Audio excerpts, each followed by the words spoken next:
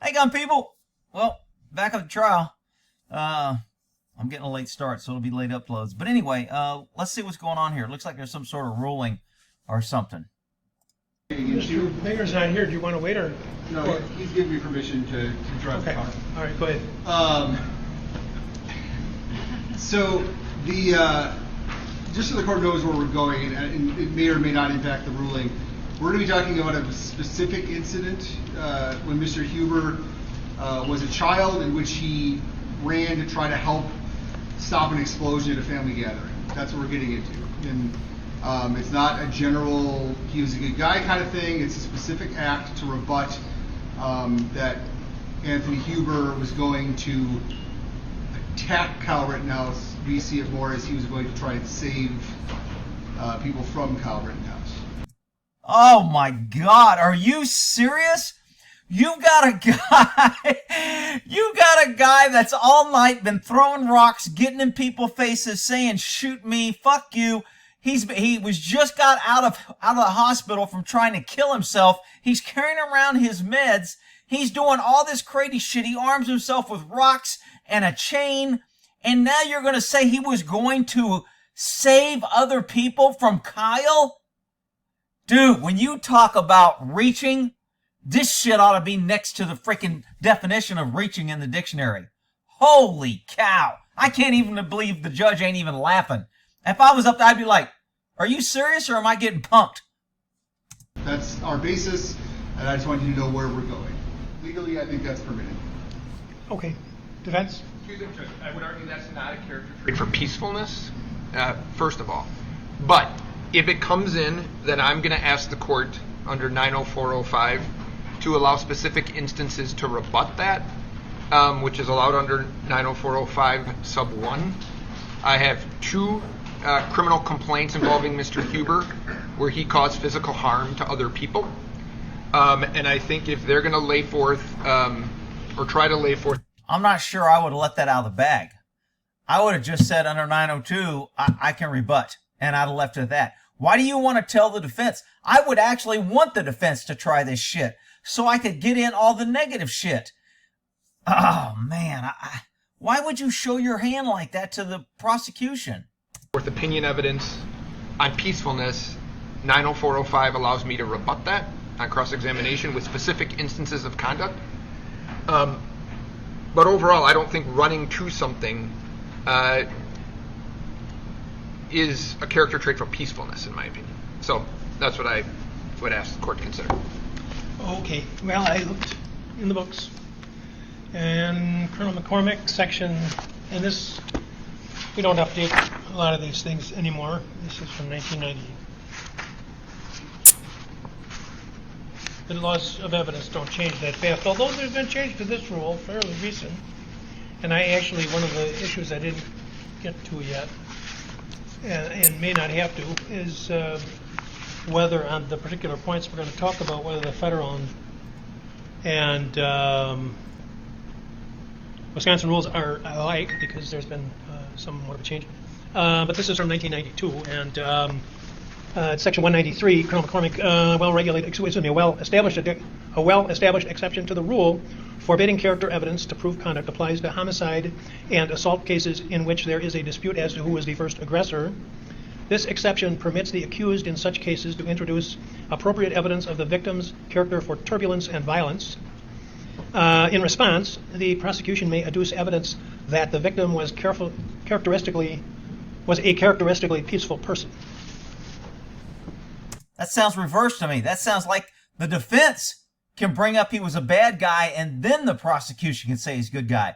It doesn't say the prosecution can say he's a good guy. So it says that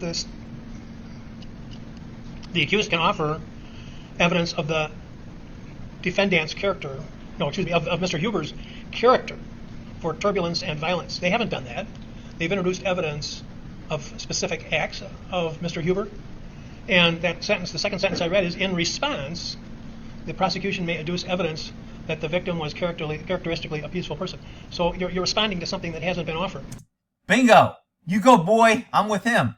I got the same thing out of that. But what I also got out of this is the judge just gave the defense a huge tip and said, you're allowed to bring up how bad this is. Now, the defense hasn't given their case yet, so they don't get to call witnesses and do all that, and they may already plan on doing that. But the prosecution doing their, because they're putting their side of the story up first, and then the defense gets to put up their side of the story. So the prosecution is wanting to put their side of the story before the defense even gets a chance to bring it up. So I don't think it's going to be allowed, but we'll see. Which is character evidence about Mr. Huber. Now, if I read to the revision from 1974 of the federal rule, evidence of a pertinent trait of character of the victim of the crime offered by the accused or by the prosecution to rebut the same. And again, rebut would be in reference to the evidence of a pertinent trait of character, which has not been offered by the defense.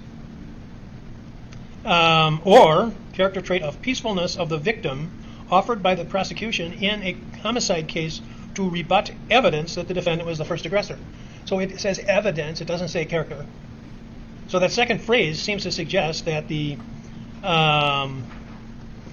prosecution can offer evidence in a homicide case to rebut evidence that the defendant was the first aggressor. Wait a minute. Let me look at that again. I disagree with what he just read. There's no evidence that Kyle was the first aggressor. So without that evidence, then that rule doesn't apply, in my opinion. Respond. Or evidence of a character trait of peacefulness of the victim offered by the prosecution in a homicide case to rebut evidence that the defendant was the first aggressor. So, Are you reading that, Judge? I hope. If the defendant was the first aggressor, then he can rebut it, but nobody said that yet. So, because I read it the first time and I questioned whether I had. Let's see. Or evidence of the character trait of peacefulness of Mr. Huber. Now remember, people, we're always told by government and cops that ignorance of the law is no excuse. This is a judge that's been on the bench for years. And this is one section of one ruling pertaining to one event. And then people want to come here and argue the law with me. Well, that's not the law. And the law says this and you can't and they can't do nothing. Yeah, well, that's because you're an idiot. Hopefully, if anything you learn from these tapes is that there is no law. It's all freaking muddy water. It's all freaking gamesmanship. And there's a whole bunch of factors on whether or not you go to prison or you don't. And it's not solely what it should be on the truth. Offered by the state in a homicide case to rebut evidence that Mr. Rittenhouse was the first aggressor. I have victim was the first aggressor. Well, I'm reading from, and I'll try one more time. Here, wait. It's victim. Wait. What? We agree that it's victim was the first aggressor. And I'm going to offer as an exhibit here just to say that my eyes are not failing that badly. You can look at it yourself. It says defendant. So much for that book. You can look at it yourself. It's there. All right. No wonder we didn't renew that book. You could make a big mistake, with that.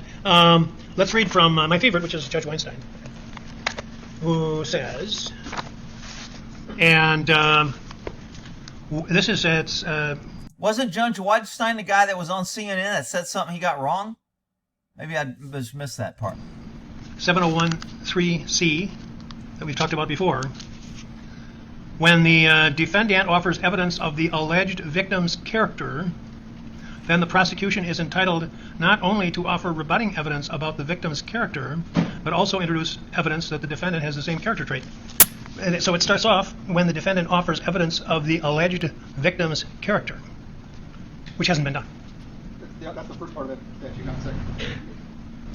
Well, the second part, if we're talking about this, I'm talking about 2B, which is going to be one, when they do these transpositions of the numbers.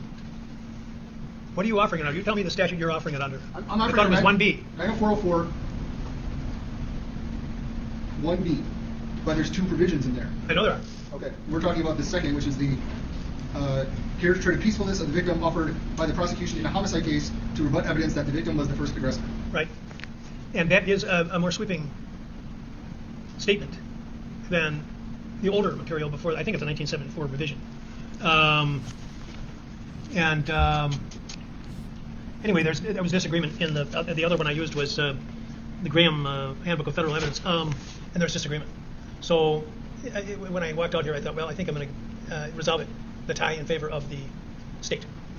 Now, you're forewarning them that you have got some other crimes or some contrary evidence, well, I guess rebutting evidence that we might as well talk about now rather than have to accuse the jury again. Are you prepared for what the defense suggests they're going to offer? Yes, I don't believe the incident in which an individual runs to try to help or try to save people brings in completely irrelevant criminal acts that have already been barred. It's character traits for peacefulness is what they're getting into. I have 2 criminal complaints, one of which the defendant held a knife to his brother's throat. He put a knife to his brother's ear. He said he would gut him like a... He said what? Mr. Huber told his brother that if he didn't start cleaning a room in their house, he was going to gut him like a pig. Mr. Huber's brother noticed a knife in Mr. Huber's right hand that looked like a butcher knife, 6 inches long with a green handle. Mr. Huber later on in the same incident threw a chair and some clothes across the room, threatening to kill his brother if he didn't clean. Mr. Huber then sat down with the knife in his hand and watched them while his brother and Mr. Huber made his grandmother pick things up as well. And Mr. Huber told his brother that if he stopped cleaning, he would kill him. Mr. Huber's brother then turned... That sounds pretty peaceful to me. I mean, I'm not really sure what they're arguing here. This guy seems like the pillar of community. This is the guy that the defense is holding up as a freaking hero and is defending him. This is the government. This is your tax dollars defending this piece of shit. I mean, it's just disgusting. Around, and Mr. Huber put a knife to his brother's stomach, saying he was going to gut him like a pig. Mr. Huber's brother bent down to try to protect himself.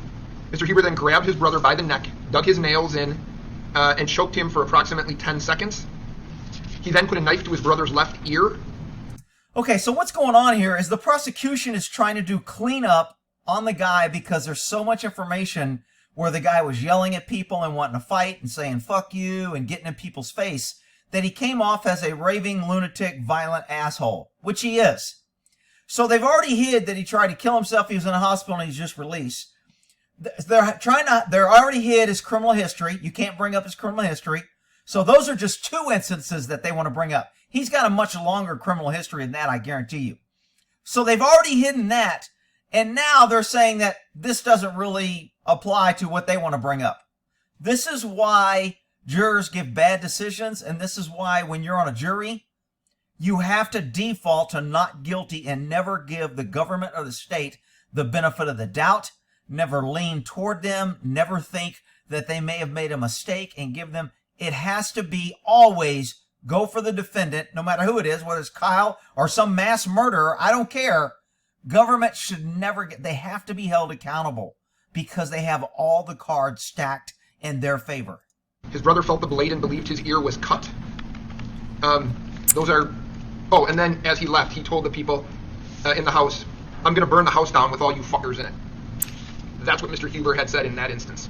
And that is charged in Kenosha County case 12 CF 1346. He has another criminal... What was the outcome? And what 12 CF? 12 CF 1346. I believe he entered a plea to strangulation and suffocation in that case. Okay. Oh, he got a plea. Isn't that nice? It was 245 with a knife threatening to kill somebody. Oh, and he got a plea deal. They didn't plea deal to him, did they? Of course not. They want to send this guy to prison for the rest of his life because he was a gun-carrying person protecting and cleaning up graffiti and putting out fires because the cops and the government abandoned the neighborhood and abandoned the people in the neighborhood and let them fend for themselves. So this guy went in to help, and he's the enemy of the state now, and the government wants him. This trial is out freaking outrageous. I have an 18 CM 509 case in which he kicked what I believe is his sister, Caitlin Hughes, in the right hip, causing her pain and causing her to fall into a nearby dog crate.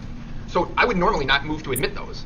However, if they're saying that this is a peaceful man, and if you say, Judge, running to this area to stop whatever was happening, it's not a fight where there's no violence, it doesn't sound like. But if you're saying that's peaceful, 90405 allows me to get into specific instances across. So, Can I respond? I think 90405... Start over. Sure. I think 90405 allows specific instances of conduct of the individual being cross-examined, which we obviously cannot do. This I don't know how they would get this in. Wait a minute. What do you mean? What do you can't? The individual being cross-examined will be the person who's giving the opinion. I tried this case. State against King, right here in this room when I was district attorney, 1974, 75. Mr. King shot his wife in the eye and killed her, and there was testimony. Well, the bottom line was that I was allowed when the an opinion had been expressed about the character for peacefulness of the accused, and on cross-examination I inquired, would your opinion change if you knew thus and so about Mr. King? And there was objection because it was a specific instance, and the Supreme Court said that was permissible inquiry because the opinion had been rendered, and the wealth of knowledge of the opinion giver was therefore subject to scrutiny as to how much information this person actually knew, because the character you're trying to present isn't limited to just an incident involving a fire at some point in time, but is limited to the entire character of the decedent. So my initial inclination would be this is probably admissible. Notice he paused and called him the decedent. They've already ruled that you can't call this guy a victim because he charged him. He would have been charged had he lived. But because he died, he wasn't charged, and now they're going after Kyle. Probably. And if you go ahead with the evidence, and you're welcome to do so, although the defense has also pointed out correctly that the character is for peaceableness, and what you were talking about was more heroism. So, but I think I'll give you that much. But you're forewarned. I'm going to be taking another look at that King case because it's been a long time. But this sounds like something that he'll be allowed to go into.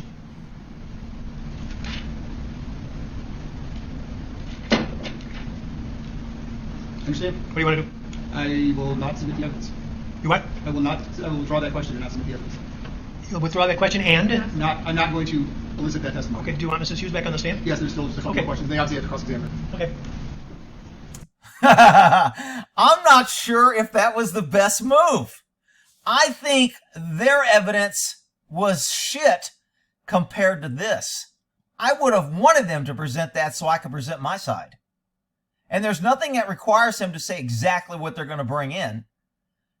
He could have just said, we're going to bring in evidence that says he wasn't peaceful. And then the defense or the prosecution can object or whatever. Wow. Are we ready for the jury?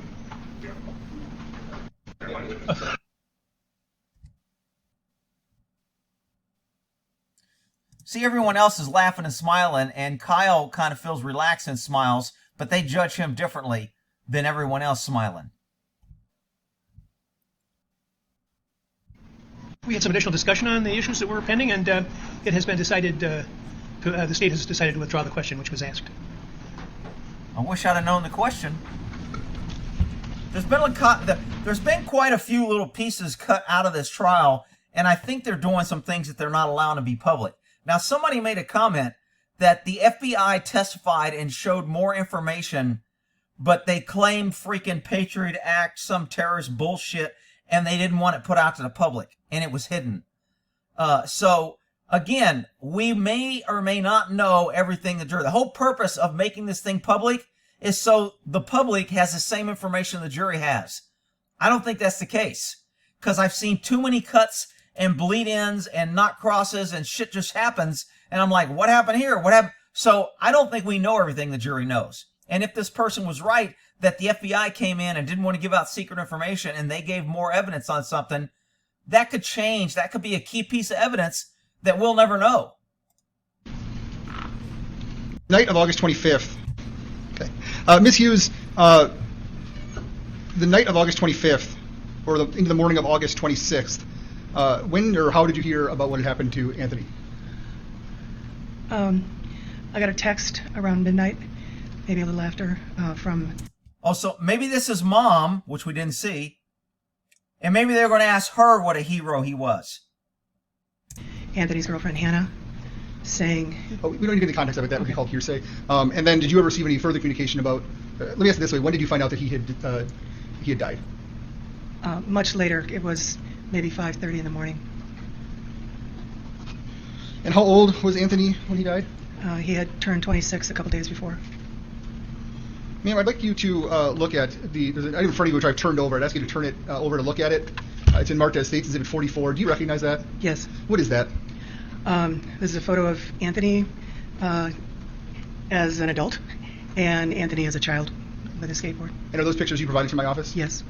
Are those true and accurate copies of how Anthony looked at in childhood and as an adult? Mm-hmm. I'd ask that 44 be entered into evidence and published to the jury by being passed around. Is there objection? There's not. Go ahead. That's all the questions I have. I'll give it over. And mom proud she raised such a fine son out there, holding a knife to his sister's belly, holding a knife to his cousin or brother, out there burning. I mean, he's just a pillar of community. Look at mom up there. I'm sure she's going to say that he was always problems. Yeah. Yeah, thank you. Sure. Did you have questions? I have no questions for excuse. Thank you, ma'am. You may step down. Thank you. Sometimes the reason why I didn't have any questions is sometimes it's just better not to try, because they already know you're the enemy. They want to defend their fun. It'll get emotional. They'll have an outbreak. You can't unring that bell. And if they do have an outbreak and say something, it may hurt you. So, and you're not going to get anything really good from the mom. So why even go there and give any, you can try to, I guess, call it probative value. If you go in there and try to elicit some incriminating or trick her, you end up just looking bad, and she's going to be on the defensive. So I think by not crossing her and asking her questions is probably a good move. Raise your hand, please. Them for the benefit of the court reporter. Carrie Ann Swart, it's spelled Kariann Swart. And Mrs. Swart, do you know Joseph Rosenbaum? I do. How do you know Mr. Rosenbaum? He's my fiance. And is Mr. Rosenbaum still living? No. He's my fiance? Oh, another friendly witness to testify on what a great guy is. Wonder what she'll say. And did he die on August 25th, 2020? His date of death is considered August 26th. And before that date, how long had you known Mr. Rosenbaum? Since August 3rd of 2019. And after you met, how long did it take till you started a romantic relationship? About maybe 3 days. And Meaning we slept together the first night. And then 2 days later, we kind of, called it romantic. had you known him before? You'd never met him before August 3rd? No. And where are you from? I grew up in Illinois. What would you and Joseph do together? When Joseph and I were together at the beginning, we were homeless. We just spent a lot of time talking, getting to know one another, and laughing and joking around. He was a very animated person like that. Oh, he's so sweet. Yeah, we saw that in every video. He was just laughing up. He was the freaking rodeo clown of the freaking riots. And is Joseph from Kenosha? No, he is from Waco, Texas. And do you know why he moved up here? He moved up here to be with his girlfriend at the time and their child. Oh, so he's from Waco. He was probably traumatized by the ATF. So does he has a child living in Kenosha? Correct. I would like to bring your attention to the day of August 25th, 2020. Did you see Joseph on that day? I did. And where did you see Joseph? I saw him at the motel that we were living at. Was it in the motel or outside the motel? Outside the motel. And had you seen, do you know where Joseph had been in the days prior to that? Correct. I'm sorry. Do you know where he had been in the days prior to August 25th? In the day or two prior? Yes. Where was he? He was at a hospital in Milwaukee. And do you know for sure how he got from the hospital in Milwaukee to back to Kenosha? I am not 1,000% sure. As far as I gathered from him and from the hospital, they brought him down here. I would have lost it if she went, well, they were holding him, the psychologist wouldn't release him, so he jumped out the window. Man, that would have been freaking great. Rick, this isn't funny. Oh, be quiet. Didn't bring him back down. No, I did not. And he wasn't dropped off at this motel? No. So how did, if you know, how did Joseph, do you know where he was dropped off? I believe he was dropped off by the transit center. So right around here in downtown Kenosha. And do you know how he got to your hotel? He walked. I don't want to give the name because it's about how far would that be? An hour, 40 minutes. Hour to 40 minutes to an hour, I would say. So the hotel is not in downtown No, Kenosha? it's not. Ma'am, can you bring the microphone a little closer? It's kind of hard to hear in here. Is that better? I'm trying to look at her pupils, and I can't get a really good view on whether or not they're dilated. She's under the influence. And when Joseph arrived at your hotel, what did he have on him? You mean as in on his person? Well, let me ask this way. What was he wearing? He was wearing jean shorts, white shoes, and a red top. Did he have a bandana with him at all? No. And was he carrying or holding anything? He was carrying a plastic hospital bag. And Oh, now we know it's a hospital bag. did you see the plastic hospital bag? I did. Did you see what was inside the plastic hospital bag? I did. What was inside the plastic hospital bag? I saw socks, a miniature deodorant, like a trial size, little toothbrush and toothpaste, paperwork, and an empty water bottle, like a plastic water bottle that was empty. So when you're talking about a plastic water bottle, let me just borrow Yeah. one from the detective here. Yes. Do you mean like your standard 16 to 20 ounce plastic bottle, or like something you'd see maybe at a gym or on a bike, like a more heavy plastic? No, it was a plastic bottle like that. So a small, probably 16 ounce plastic. It was water bottle. empty. There was no water. Okay, so the defense should be writing down right now. She just said what was in the bag. So now the defense need to say, did you see him all night and know exactly what was in that bag all night? Do you know if he ever took anything out of the bag or put something extra in the bag? Maybe more water, maybe rocks or anything in that bag? That is a huge question, because it's real easy to say, oh, see, the bag just had medical equipment. It had an empty water bottle. See, the prosecution's trying to get the jury to think, oh, this little bag. She doesn't know what was in that bag when he threw it or throughout the night, but it's up to the defense to get that out of her. And did you talk to him about this bag? I did. I just asked him if he wanted me to throw it out, and he had said no, he was going to carry it around with him because of the few items that were in it. About what time did he arrive at this, or I guess near this hotel? I would say between 3:30 and 4:30. In the morning or night? And what did you guys do once he arrived? We talked. We hadn't seen each other for maybe a week, and we just mostly talked about. Was he? All right, the defense needs to be writing down. You hadn't seen him for a week. Was he in the hospital for a week, or you didn't see him before he went to the hospital? I'm confused. What happened in this week? That's a reasonable question. But hopefully somebody at the defense table is writing that shit down. About his and my relationship. And this was outside? Correct. And then actually let me ask it this way. Do you know if he was able to procure any medication that day? He was not able to fill the prescriptions he had because the Walgreens closest to us had been boarded up and closed down due to the chaos that was going on. Do you know if he had taken his medications that day? He had. What medications? That's a reasonable answer. I hope this guy's writing down right now. Hopefully he's writing down. What medications?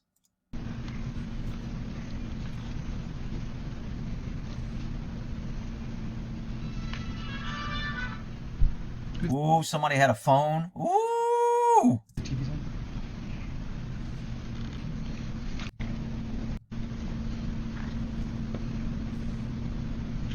Ms. Swear, I'd like to show you what is marked as Exhibit 26. Do you recognize that? I do. And what is that? That is the plastic bag from the hospital.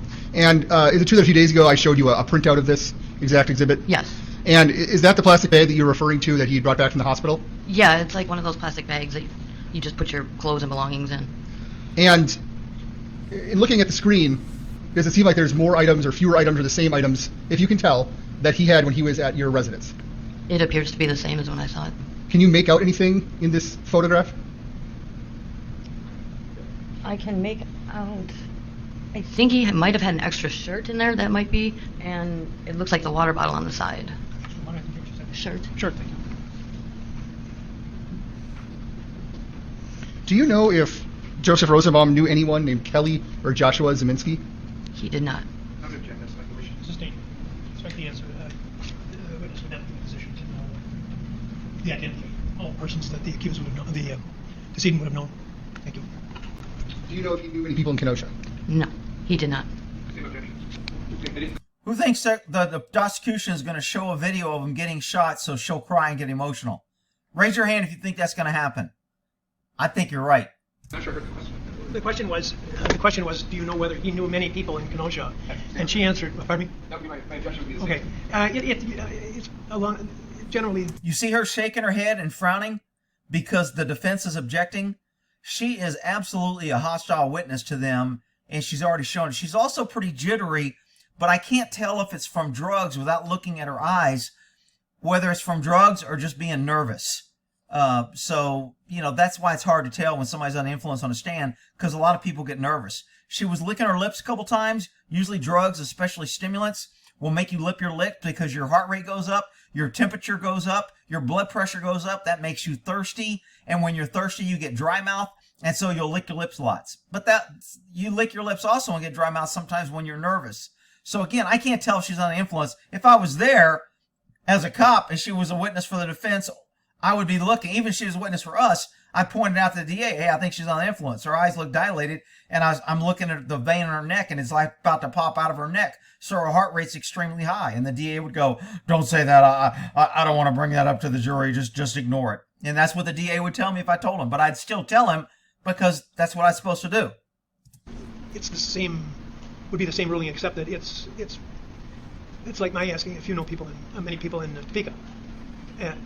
That's really a bad example. But the bottom line is, it's a little bit different from the last.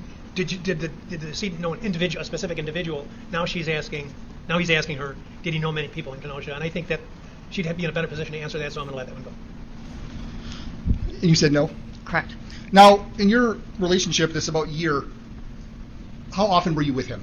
Every day. And were there times he would... Not every day. You said you hadn't seen him in a week. If I was the defense, I'd be writing that down right now. If I'm taking notes, she said she didn't see him for a week. Then she said she saw him every day. That's inconsistent. Address it. Go out on his own? No. Were you together all the time? All the time. And you said for a while you were homeless and you said you were living in a tent? Correct. And you were together that entire time? All the time. Did... What, you didn't have his and her tents? What's up with that? Mr. Rosenbaum ever introduce you to someone named Joshua Zeminski? No. Did Mr. Rosenbaum ever introduce you to someone named Kelly Zeminski? No. Did he ever talk about knowing a Josh or a Kelly? No. Do you know Joshua or Kelly Zeminski? Did she move her head yes on the first one? Let me go back to that. No. See that? Head went yes. Her mouth said no. Watch that. Mr. Rosenbaum ever introduce you to someone named Joshua Zeminski? No. Did Mr. Rosenbaum ever introduce you to someone named Kelly Zeminski? No. See, she almost went yes again, and then her head caught up and went no. Did he ever talk about knowing a Josh or a Kelly? No. Do you know Joshua or Kelly Zeminski? I don't. How tall was Joseph? 5'3". How tall are you? 5'3". He's 6 foot under. You mean now when he's laying down 6 feet under, or when he was standing? And was Joseph a larger individual, build-wise? Was he bigger frame, smaller frame, medium frame? Compared to you, I don't think there is anybody that's kind of a large guy. But who you comparing him to? You can't say was he large, small. You gotta say what's normal. I mean, is he bigger than him? Is he bigger than me? I mean, that's how most people give that, so you have some perspective. Was he a large guy? Maybe her ideal large is anybody over 3 feet. He was medium, smaller frame.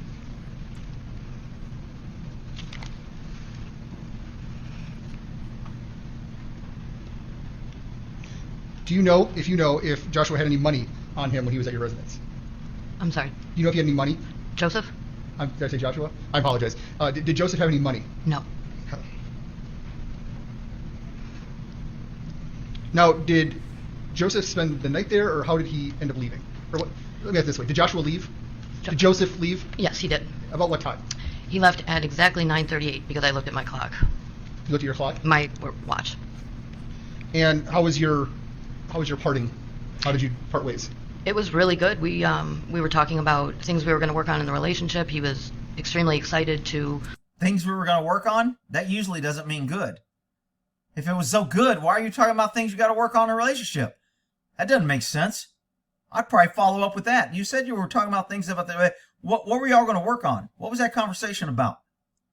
That he wouldn't put a knife to your belly like he did to his sister? To work on himself, work on some of the things he needed to work on, and when he left, he said he said that he would see me in the morning, and he was all excited, and I love you. It was a pleasant visit.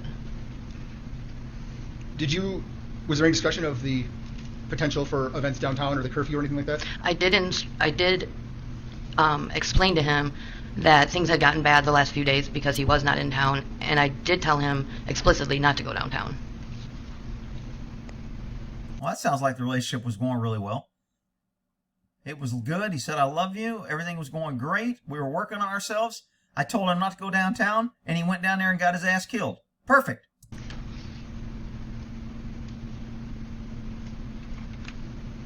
And what is the next thing that you remember happening that night in relation to Joseph? I got a phone call at 4 a.m. from the medical examiner. And is that when you discovered that Joseph was deceased? Correct. Did Did Joseph own any guns? No, Did he have an interest or a hobby involving guns that you're aware of? not at all. You never saw him reading magazines or articles or having a knowledge about guns? No, he did not like guns. What do you mean? Yeah, no shit. Why is she saying? Why? How do you know he doesn't like guns? He's asking her to conclude what this guy interest was and everything. Based upon the court's prior ruling, motion and eliminate in this subject regarding firearms. Sustain.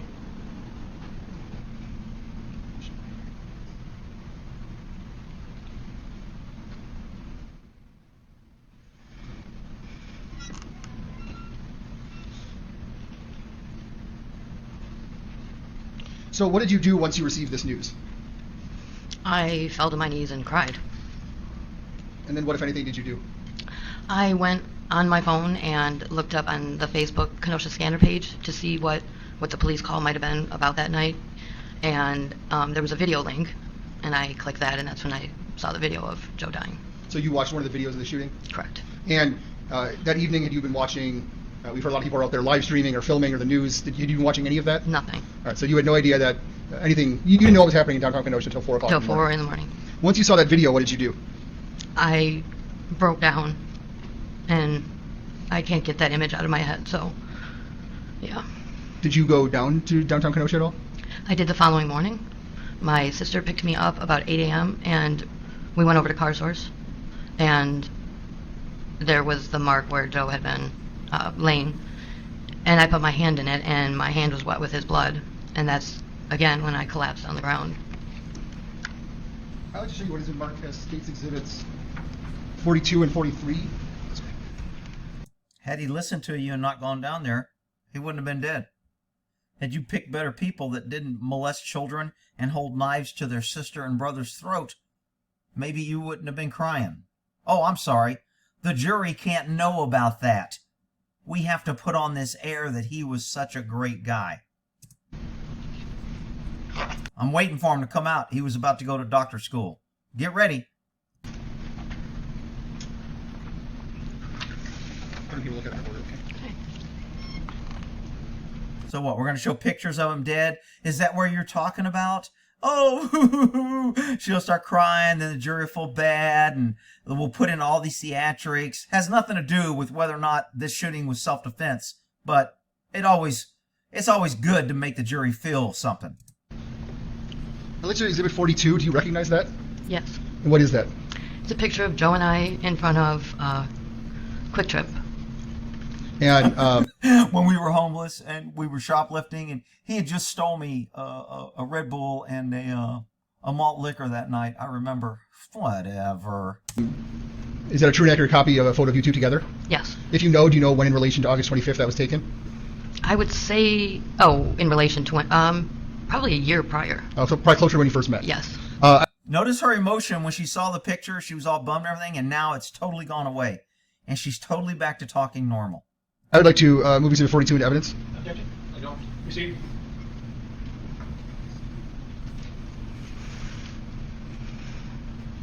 Let's take a look at Exhibit number 43. Do you recognize that? Yes. And what is that? It's a picture of Joe and I in the bathroom. Okay. And is it a true and accurate copy of a picture of yourself and Mr. Rosenbaum? It is. And is that a picture? I'd like to move Exhibit 43 into evidence. Objection. I don't. The hell are they doing in the bathroom? They're both in the same what bathroom? At home? At the Quick Trip? We're not seeing these pictures like the jury is. Receive. And if you know, where in your relationship was that taken, time-wise? Was it?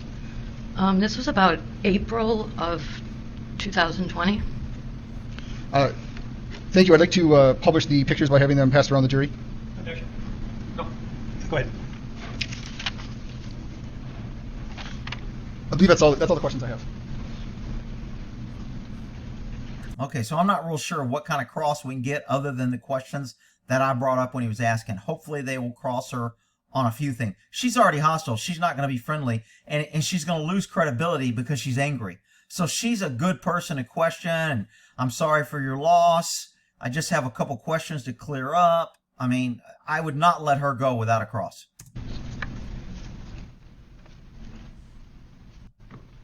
I know you don't want us to approach, but based on our earlier conversation, I'd like to have a conversation about specific areas of inquiry.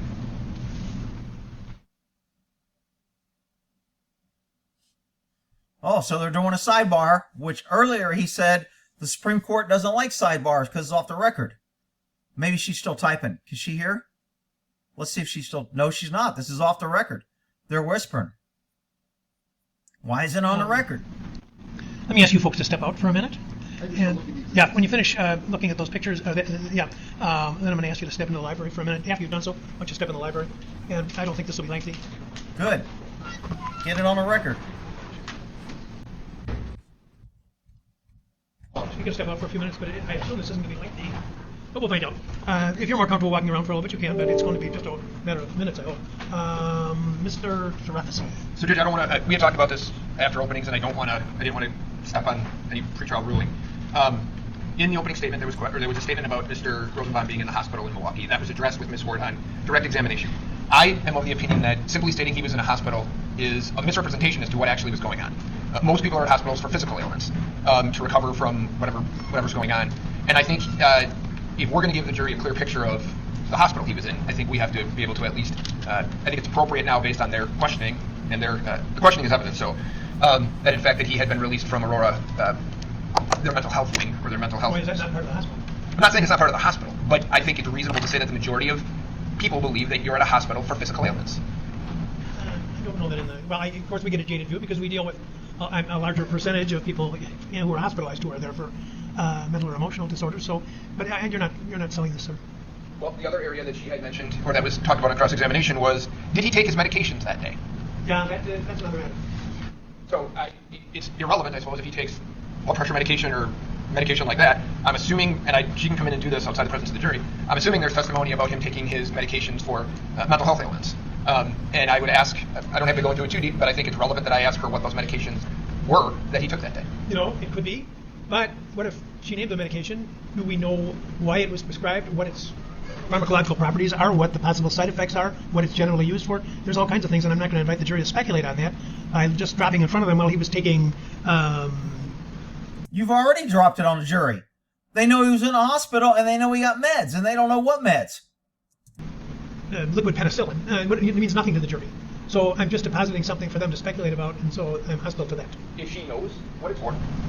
Well, I'm going to let you have your voir dire to determine the extent of her knowledge. Okay. It is fair game because you did bring up about the medication. That's all I can ask, so. Okay. Did you want to say anything? I don't believe it's relevant. There's things in reports that he had not taken medication that day. That's why I brought it up. I don't think it's technically all that big of a deal. I do believe it's. I don't think it's relevant. I think they are raising a good point, which is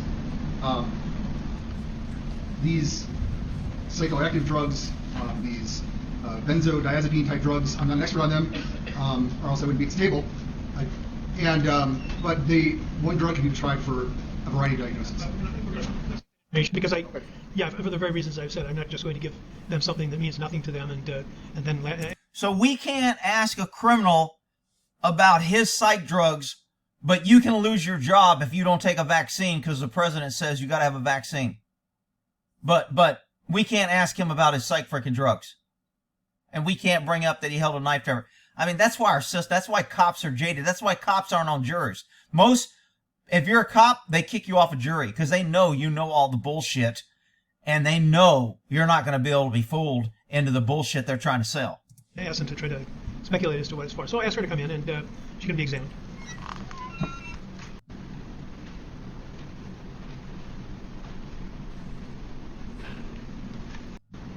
Answered some questions from Attorney Krause regarding Joseph taking medications that day. Correct. Rosenbaum. Sorry. Thank you. And then Mr. Rosenbaum had taken medications that day? Correct. Okay. Do you know what they were? No, I only know some of them. I don't remember all of them. Can you tell us the sum that you know he took? Gabapentin was one. I'm gonna stop for 1 second. Do you know what he takes that? Did you know what he took that for? Bipolar disorder. Okay. Oh, we need that you know in. that he took. I know he was on an antidepressant. At that time, I don't know. Oh my God, I can't believe they're not going to let this in. He's under the influence of drugs when he's attacking, trying to take a gun, saying, "You don't scare me," after he said, "I'm going to kill you later." And he's assaulted and combative all night, and they're not letting the jury know any of this. This is why jury trials are a freaking scam. Oh, this is irritating. know which one they had him on. Okay. Those would, and then something for sleep. Okay, but so the only, to be fair to you, the only medication that you know by name was gabapentin. Mm-hmm. And you are telling us that you know he took that for his bipolar disorder. Correct. Okay. Any question with the state? Do you know?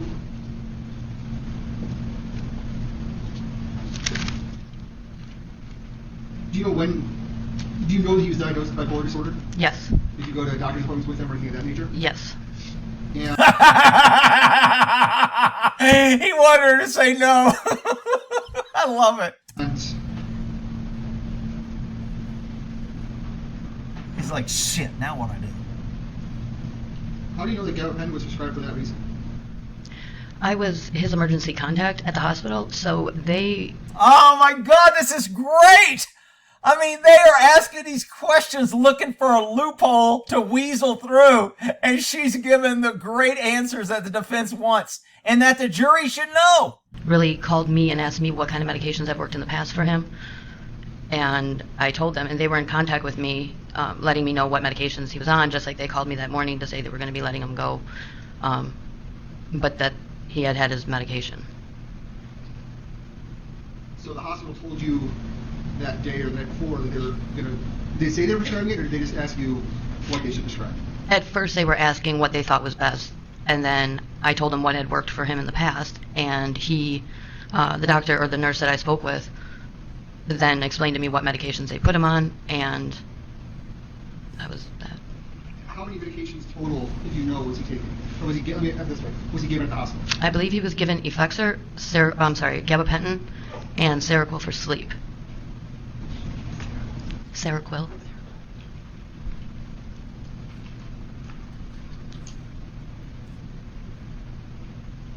So I'm just trying to look up these drugs. I'm not familiar with them.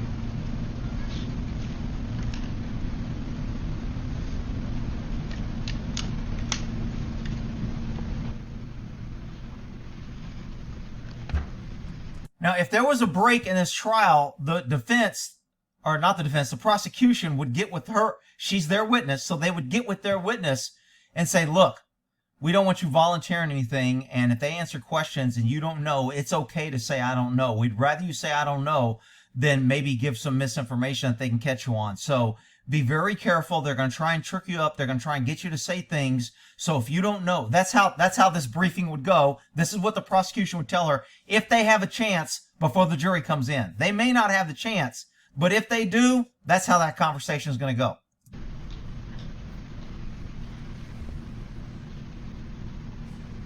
It's admissible, so the state did open the door, so ask the jury to come back in, please. I freaking love it! Woo! Look at his face! Oh, poor little pet. He's pouting. Make sure if I give him a little donut to pick up his spirits. I freaking love it.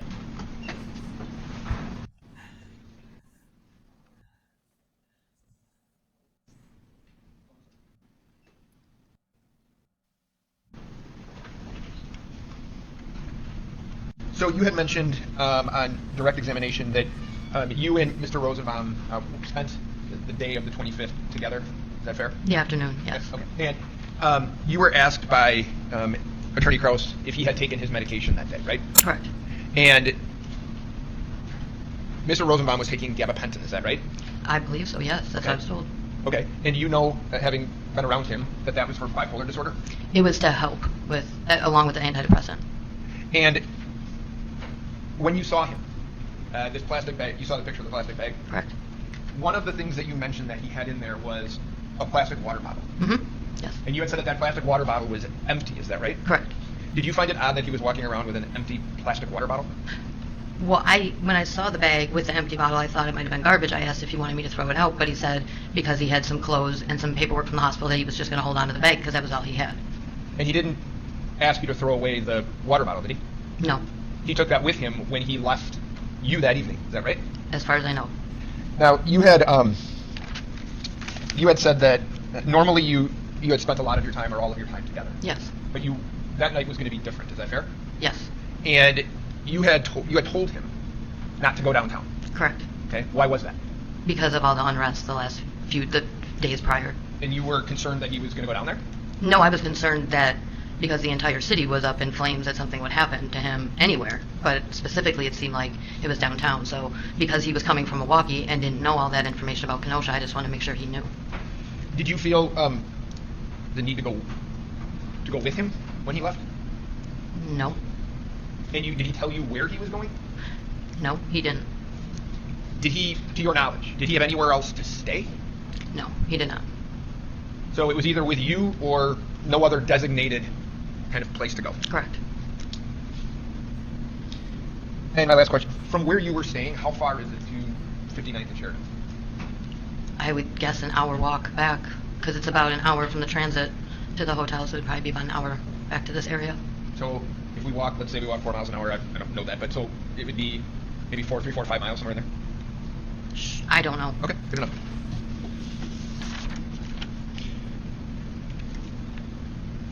Ma'am, I don't have any other questions for you. Thank you for your time. God, man, he missed why you said y'all were together every day, and then you said you hadn't seen him for a week. I think the answer was going to be he was in the hospital for a week. That's why we were separated, but I still would have got that in. Question? Yes, please. Ms. Swart, did the hospital use that today? I guess he's got a weight waiver that he doesn't have to stand up and walk up to the bench to ask his questions. He's allowed to stay at his, a little of that government privilege. He consult with you on medications he was going to receive? Yes. And why? So was this a new mixture of medications that he was No. on? No. This was his regular medication that he had gone off of and had been back on for the last week or so, last week, 10 days before his death. And he had been on that with his other medications altogether for a while? Yeah, for the whole time I was with him, a year, yeah. Nothing further. I have no follow-up questions. You may step down. Okay, they got rid of her. I'm at 51 minutes. We'll make another one. As far as this witness, I don't think that she helped them a whole bunch. They didn't get a whole bunch of sympathy from her. If anything, it helped the defense to paint the picture that this dude was not only crazy, he was on meds, and maybe that's why he was crazy. And even if a crazy person takes meds, that doesn't mean they're not crazy. All right, next part.